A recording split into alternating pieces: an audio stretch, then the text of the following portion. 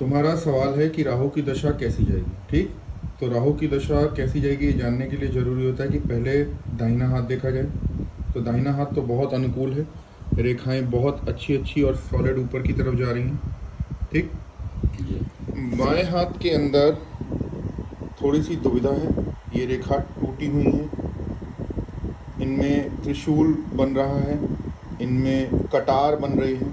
ये कटार त्रिशूल जिस तरह की रेखाएं टेढ़ी मेढ़ी होती हैं, मतलब कि आगे जाने वाला रास्ता अच्छा नहीं है। अब बात करते हैं कि कुंडली क्या कहती है। तो कुंडली के अंदर राहु बैठा है 11वें घर में। तो 11वें घर का राहु तो बहुत अच्छा होता है, लेकिन बैठा किस राशि में? बैठा है वृश्चिक राशि में। तो वृश्चिक राशि का जो राहु होता है वो मंगल से संबंधित दोष देता है। तो मंगल संबंधित दोष क्या होते हैं? भाइयों से झगड़ा करवाता है, एक्सीडेंट करवाता है, पानी के आसपास कोई समस्या देता है, पेट के अंदर गलत पानी हो सकता है, शराब वगैरह जो अगर आप पीते हैं तो उसकी वजह से कोई बड़ी बीमारी देता है, स्थान परिवर्तन करवाता है।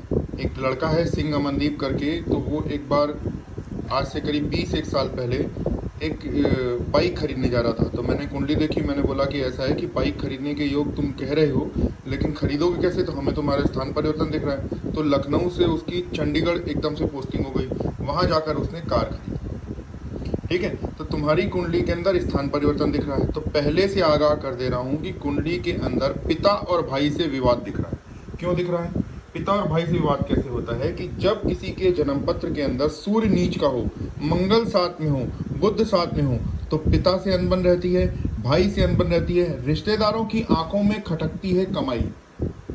बिल्कुल क्लियर, कट टू कट बात।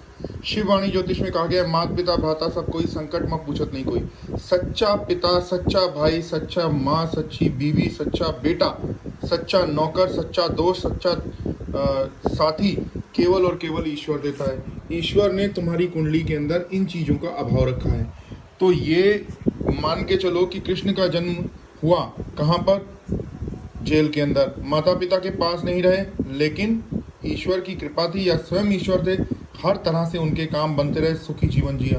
तो केवल ईश्वर के सानिध्य में रहो, भोलेनाथ की कृपा में रहो। हाथ के अंदर खूब तरक्की, खूब मोटे काम, बड़े व्यापार, बड़े सौदे लिखे हैं लाखों और करोड़ों के। उपाय करवा लो। उपाय में तुमको बोला था कि नीलम बदलवा लो, इससे अच्छा पहन लो। ठीक, तुम नहीं पहन रहे हो।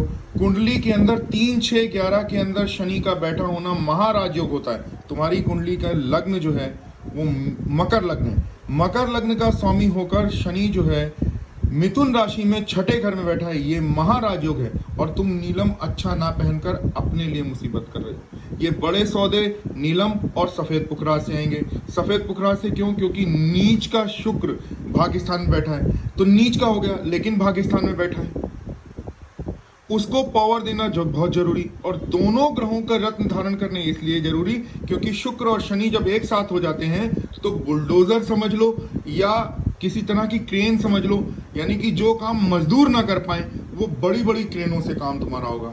यानी कि अगर तुम्हारा कोई सौदा ट्राले पर आ रहा होगा, ट्रक पर आ रहा होगा, तो बड़े बड़े कंटेनर में आएगा।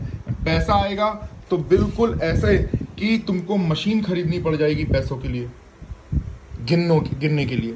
ये बातें बिल्कुल सच हैं। ये शिववाणी ज्योतिष का इतिहास है।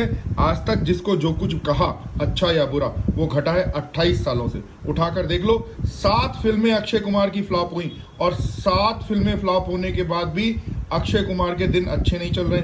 गुटखा विवाद में आए और बहुत सारी चीजों में आए, और अक्षय कुमार के माथे पर लिखा हुआ है, वो लिखने के बाद ही कोरोना पॉजिटिव हुए थे, इतने हेल्थ कॉन्शियस। ये शिववाणी ज्योतिष के शिववाक का प्रताप है, ये भोलेनाथ का प्रताप है, ये माँ गौरा का प्रताप है। तो नीलम सफेद पुखराज दोनों धारण कर लो और राहु का उपाय कराने का अपना इंतजाम कर लो, तभी तुम्हारे काम बनेंगे। ये मान के चलो स्थान परिवर्तन होगा, पिता से भाई से विवाद होगा और उसके बाद बड़े सौदे मिलेंगे। तो इस निगेटिव में भी कुछ पॉजिटिव है। अजय सिंह जी, बिल्कुल क्लियर एंड कट।